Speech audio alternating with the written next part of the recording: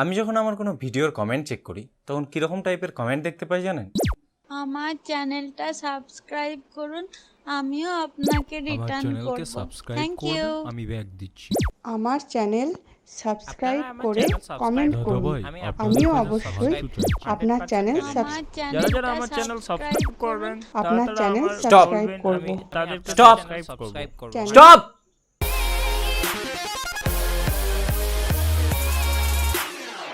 নমস্কার, আমি রোহন নাথ।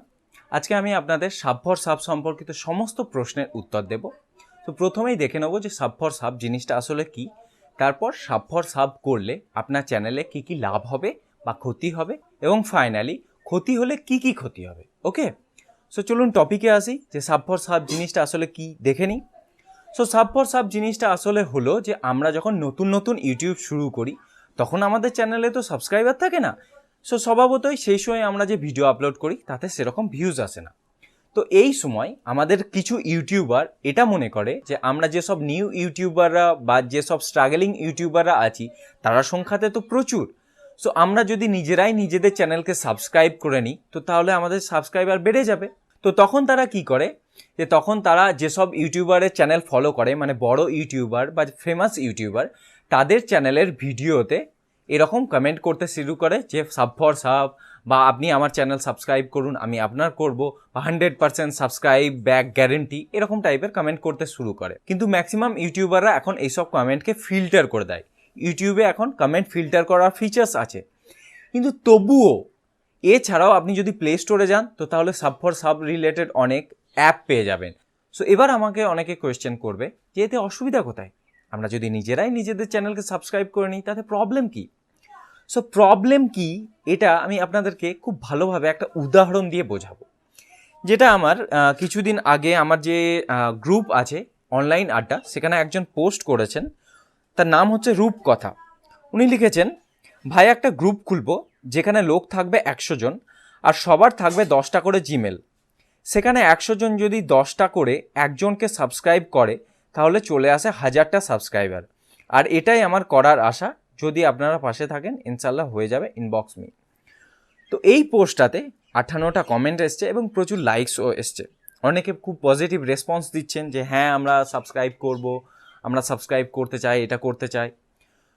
তো এবার আমি এটার অসুবিধাটা বোঝাতে চাই, কিন্তু অসুবিধাটা বুঝতে গেলে আপনাদেরকে একটা ইউটিউবার এবং একজন ভিউয়ারের মধ্যে বা একজন দর্শকের মধ্যে রিলেশনশিপটা বুঝতে হবে।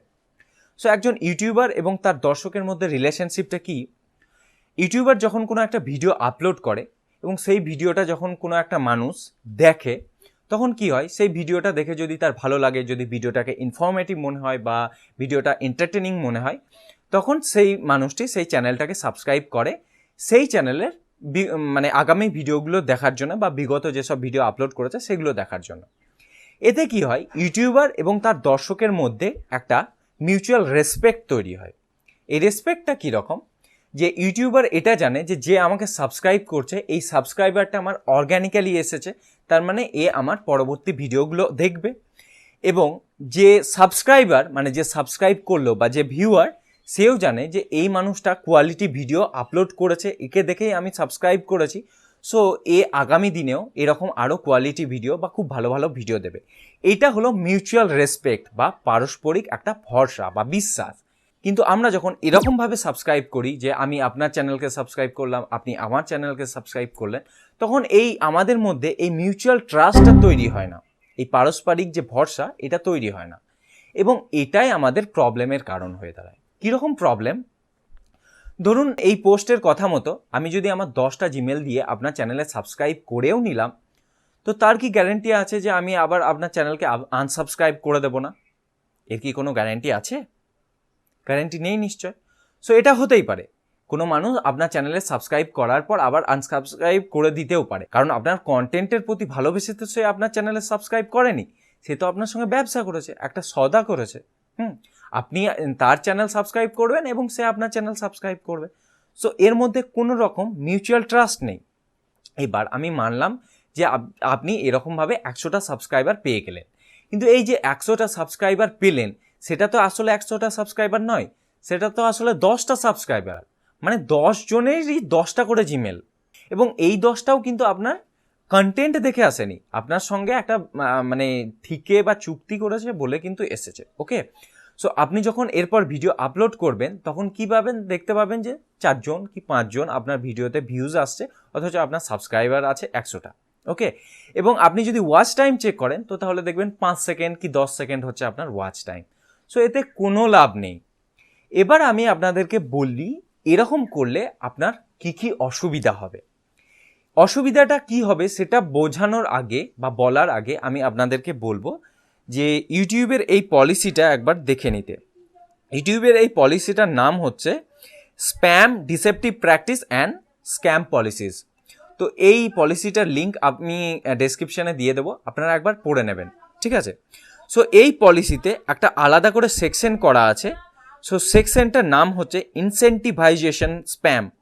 এখানে বলা হচ্ছে The contents that sell engagement metrics such as views, likes, comments, or any other metrics on YouTube. These also include content where the only purpose is to boost subscriber, viewer, or other metrics. also known as sub for sub content.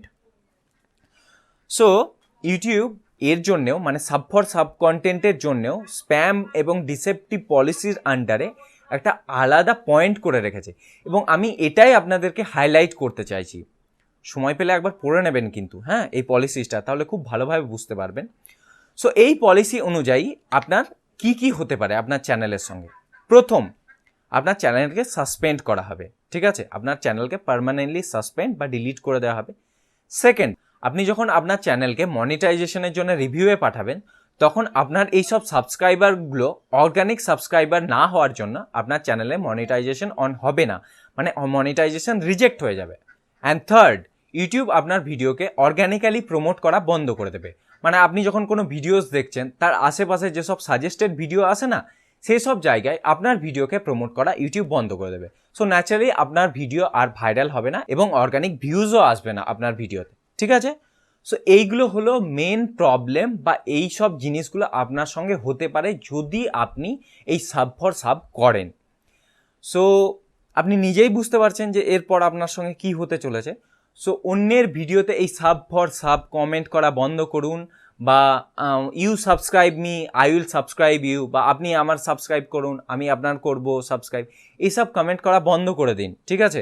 যদি বন্ধ না করেন, কারণ YouTube algorithm দিনকে দিন এত বেশি উন্নত হচ্ছে যে এইসব কমেন্টগুলোকে অটো ডিটেক্ট করে নেবে।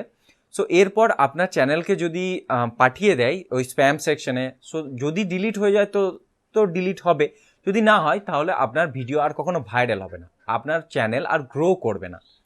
সো কথাগুলো মনে রাখবেন, এবং এরপরে আপনি আর এই সাব পর সাব করবেন কি না করবেন সেটা পুরোপুরি আপনার মর্জি।